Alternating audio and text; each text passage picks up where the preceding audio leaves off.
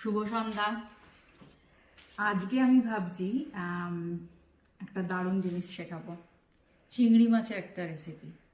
চিংড়ি মাছ তো সবারই খুব ভালো লাগে, কিন্তু নিশ্চয়ই মালাইকারি খেয়ে খেয়ে মুখ পচে গেছে। নতুন কিছু ট্রাই করছো তো, এটা আমার নিজস্ব রেসিপি, শেখাচ্ছি তোমাদের। দেখাই কি কি লাগবে সেটা করার জন্য।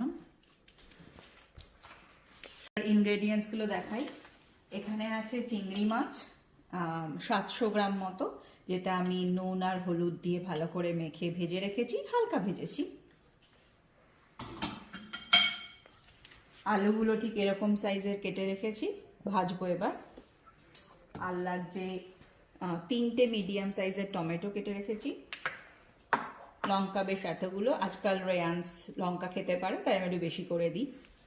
আর মেইনলি যেটা ফোড়ন দেব সেটা হচ্ছে নতুন জিনিস, কিন্তু জোয়ান দিয়ে ফোড়ন দিয়ে এই মাছ করব, খেতে প্রচণ্ড টেস্টি হবে। এবার দেখাই আস্তে আস্তে। যেটাতে প্রন করেছিলাম সেই ফ্রাইং প্যানটাতেই আরেকটু তেল দিয়ে দিলাম, একটু গরম হলে তখন আলুগুলো দেব। তোমরা তো জানোই আমি খুব তেল কম দিই, যার জন্য দেখো আমার চিংড়ি মাছে কোনো তেল ভাসছে না।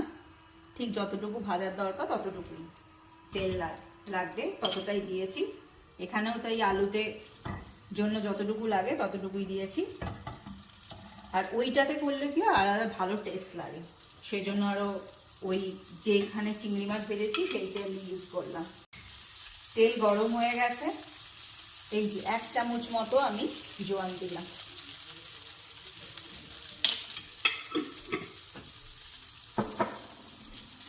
এটাই ফোড়ন।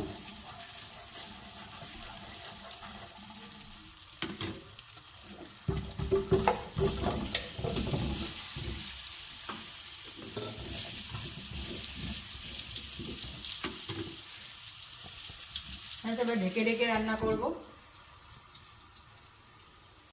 আলুটা ঢেকে ঢেকে রান্না করব, যখন একটু ভাজা ভাজা হবে তখন লঙ্কা আর টমেটোটা দিয়ে দেব, ভালো করে কষাবো। টমেটো যখন পুরো মিশে যাবে তখন আমি গরম জল দেবো। যতক্ষণ ভাজা হচ্ছে ততক্ষণ আমি কেটেলে গরম জল করতে থাকি।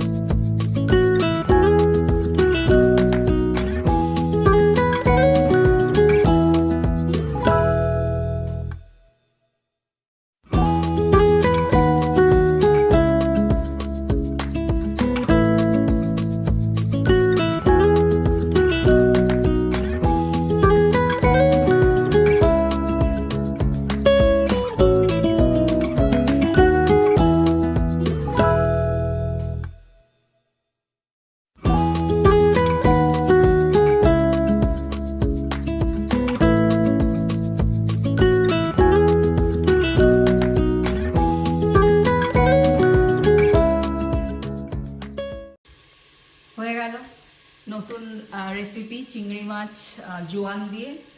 করে দেখো কেমন লাগলে বলো। এটা কিন্তু সাদা ভাতের সাথে খাবক লাগবে খেতে, শুধু মানে আর কিছুও লাগবে না, শুধু এই চিংড়ি মাছের ঝোল আর সাদা ভাত, দারুণ জমে যাবে। দেখা হবে পরের ভিডিওতে, সঙ্গে থেকো। বাই।